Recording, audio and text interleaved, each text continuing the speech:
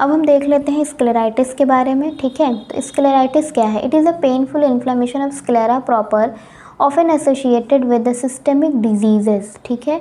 ये हमारा sclera proper जो लेयर होती है, ठीक है, इसका इन्फ्लेमेशन हो जाता है और ये एसोसिएटेड होता है सिस्टेमिक डिजीज़ेस से। सिस्टेमिक डिजीज़ेस से हमारा एपिस्क्लेराइटिस भी एसोसिएटेड हो सकता है, बट ये ज़्यादातर मतलब जो इसका मोस्टली होता है ये सिस्टेमिक डिजीज़ के साथ एसोसिएटेड हो सकता है। एपिस्क्लेराइटिस के और भी रीजंस हो सकते हैं, ठीक है। इटियोलॉजी देख लेते हैं। इटियोलॉजी में हमारा ऑटो इम्यून कोलेजन डिसऑर्डर हो सकता है जैसे रिमेटॉइड आर्थराइटिस, मेटाबॉलिक डिसऑर्डर जैसे गाउट, थायरोटॉक्सिकोसिस, ग्रैनुलोमेटर डिजीज़ जैसे टीबी, सिफिलिस, लेप्रोसी हो सकता है और इडियोपैथिक भी हो सकता है, ठीक है। बट जो हमारा मेजर होता है वो सिस्टमिक डिजीज़ेज़ होती हैं, उनके साथ इसका एसोसिएशन ज़्यादा स्ट्रॉन्ग होता है। इसके बाद हम देख लेते हैं स्क्लेराइटिस का क्लासिफिकेशन। तो स्क्लेराइटिस को पहले मेजर 2 पार्ट में डिवाइड किया गया है, इन्फेक्शियस एंड नॉन इन्फेक्शियस, ठीक है। जो हमारा इन्फेक्शियस स्क्लेराइटिस है इसमें एंटीरियर स्क्लेराइटिस हो सकता है और पोस्टीरियर स्क्लेराइटिस, ठीक है। एंटीरियर स्क्लेराइटिस अबाउट 98% कॉन्स्टिट्यूट करता है और पोस्टीरियर स्क्लेराइटिस अबाउट 2%। जो हमारा पोस्टीरियर स्क्लेराइटिस होता है इसमें हमारा जो इक्वेटर होता है उसके पीछे का जो स्क्लेरा होता है उसका इन्फ्लेमेशन होता है, ठीक है। और जो हमारा एंटीरियर स्क्लेराइटिस है वो इक्वेटर के एंटीरियर पे जो स्क्लेरा है उसका इन्फ्लेमेशन होता है और इसको फर्दर 2 पार्ट में डिवाइड किया गया, non necrotizing anterior scleritis and necrotizing anterior scleritis, ठीक है। जिसमें कि नॉन नेक्रोटाइजिंग जो होता है अबाउट 85% कॉन्स्टिट्यूट करता है और नेक्रोटाइजिंग अबाउट 13 to 15% करता है, ठीक है। नॉन नेक्रोटाइजिंग जो होता है वो डिफ्यूज टाइप का भी हो सकता है और नोड्यूलर टाइप का हो सकता है। और जो नेक्रोटाइजिंग एंटीरियर स्क्लेराइटिस है वो विद इन्फ्लेमेशन भी प्रेजेंट कर सकती है और विदाउट इन्फ्लेमेशन भी हो सकती है। विदाउट इन्फ्लेमेशन जो हमारी नेक्रोटाइजिंग एंटीरियर स्क्लेराइटिस है इसको स्क्लेरोमलेशिया परफोरेंस भी कहा गया है, ठीक है। अब हम क्लिनिकल फीचर्स देख लेते हैं स्क्लेराइटिस की। तो सबसे पहले हम सिम्टम्स देखते हैं, ठीक है। तो जो हमारा सिम्टम होता है इसमें क्या होता है, हमारा पेन होता है यानी टेंडरनेस होती है, जबकि एपिस्क्लेराइटिस में ऐसा नहीं था। इसमें जो रेडनेस होती है पर्पल पिंक कलर जो होता है उस कलर की ये अपीयर होती है और एपिस्क्लेराइटिस में हमने देखा था कि वो रेडिश कलर की दिखती है, ठीक है।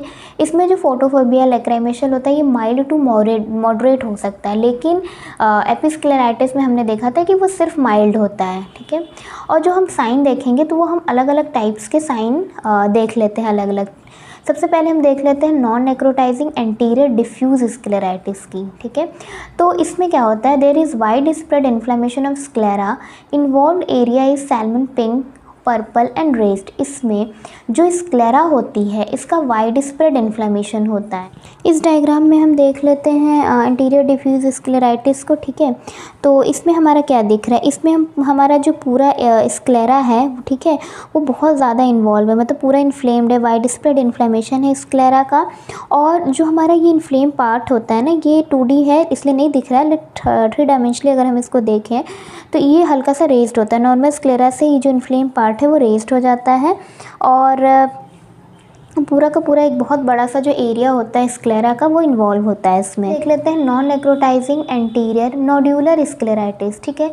तो इसमें हमारे 1 to 2 hard purplish elevated immovable scleral nodules जो होते हैं वो प्रेजेंट होते हैं और ये जो लिम्बस होता है उसके पास ही ये प्रेजेंट होते हैं।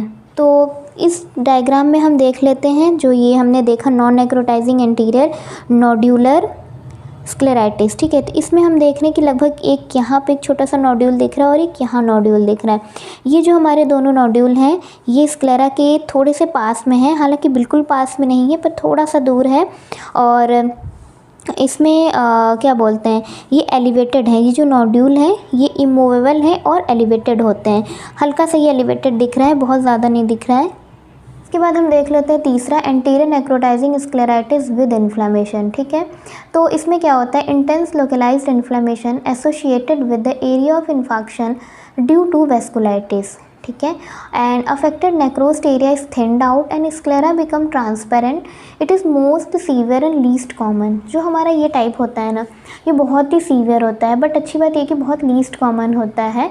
और इसमें क्या होता है कि जो हमारा नेक्रोस्ड पार्ट होता है स्क्लेरा का, उसकी थिनिंग हो जाती है, ठीक है। उसकी वजह से जो स्क्लेरा होता है ना, वो ट्रांसपेरेंट दिखने लगता है, ठीक है। तो हम लोग डायग्राम में देख लेते हैं, ठीक है। तो ये हमारा ये जो यहाँ डायग्राम दिख रहा है, इसमें जो हमारा वाइट कलर का स्क्लेरा देख रहा है, तो इसमें है क्या कि हमारा नेक्रोसिस हुआ, ठीक है।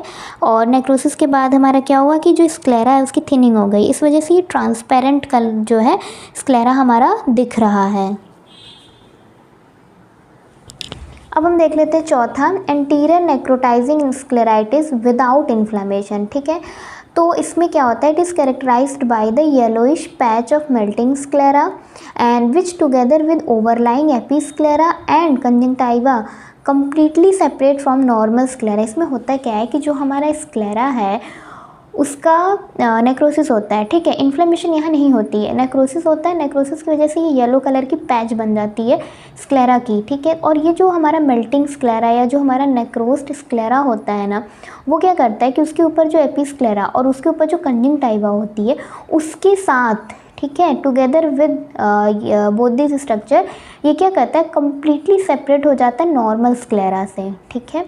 और इसमें ये जनरली किसमें देखने को मिलता है, it is seen in the elderly female with long standing rheumatoid arthritis.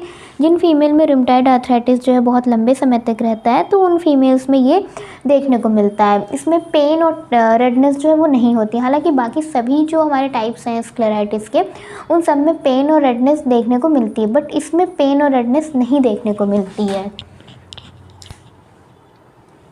इसको हम लोग डायग्राम से देख लेते हैं, ठीक है। ये जो हमारा डायग्राम दिख रहा है, इसमें ये देखिए यहाँ पे ये जो हमारा ऐसे मेल्टेड स्क्लेरा जो हमारा दिख रहा है ना, ये इसके ऊपर जो एपिस्क्लेरा और जो कंजंक्टिवा होता है उसके साथ, ठीक है, ये पूरा का पूरा सेपरेट हो गया इस नॉर्मल स्क्लेरा दिख रही है वाइट कलर की, और ये हमारा बिल्कुल सेपरेटेड जो पार्ट दिख रहा है ये है हमारा yellowish patch of melting sclera, जो कि बिल्कुल नॉर्मल से सेपरेट हो गई है। अब हम ट्रीटमेंट देख लेते हैं डिफरेंट टाइप्स के, ठीक है। तो नॉन इन्फेक्शियस में हम देख लेते हैं। नॉन इन्फेक्शियस में हमारा जो नॉन नेक्रोटाइजिंग अगर है तो उसमें टॉपिकल स्टेरॉयड आई ड्रॉप दे सकते हैं, और सिस्टेमिक एंडोमेथासिन दे सकते हैं 75 मिलीग्राम ट्वाइस अ डे। और नेक्रोटाइजिंग अगर है हमारा तो टॉपिकल स्टेरॉयड्स दे सकते हैं, ओरल स्टेरॉयड्स दे सकते हैं, इम्यूनोसप्रेसिव एजेंट दे सकते हैं नॉन रिस्पॉन्सिव केसेस के लिए, ठीक है। और अगर हमारा इन्फेक्शियस स्क्लेराइटिस है तो इन्फेक्शियस स्क्लेराइटिस में जनरल क्या होता है, हमारा इन्फेक्शियस इटोलॉजी होती है डिफरेंट पैथोजेंस की। तो यहाँ पे हम सबसे पहले क्या यूज़ करेंगे, एंटी माइक्रोबियल यूज़ करेंगे। और अगर उससे ट्रीट नहीं हो रहा है या बहुत वाइड स्प्रेड हो गया है तो हम लोग उसको सर्जिकली एक्साइज कर देते हैं।